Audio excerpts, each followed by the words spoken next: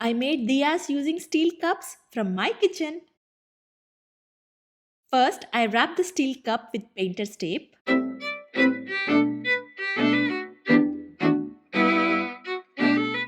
To make the diya, here I am using jute metallic trim. I added some glue to the center of the steel cup and made a small hoop with the jute trim. Now I added glue to one side of the trim and rolled the trim.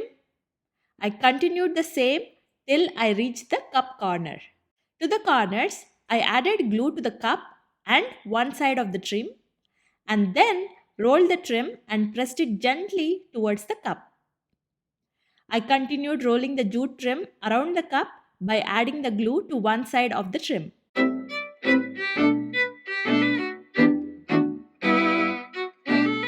When I reached the end, I cut the trim and added some more glue to attach it.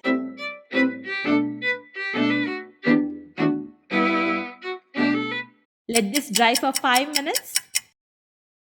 I pulled the corner of the jute trim first and then pulled the jute trim cup. While I was pulling, I had the corner come out. I added some glue and placed the cup upside down and let these cups dry for 15 minutes. Now, to make the diya shape, I gently pinch the trim like this to form the diya end and gently press the cup inside to create the oval shape. Now I let the diya dry completely. It took around 2 hours. Here I am using LED lights that I can turn on and turn off by twisting it. I added a glue dot to the light and attached it to the jute diya and left a small gap so that I could twist the light to turn it on and turn it off as needed.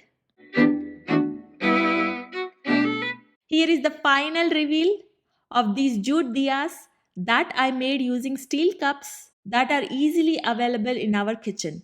And you can turn this on and off as needed. Comment and let me know how you liked it.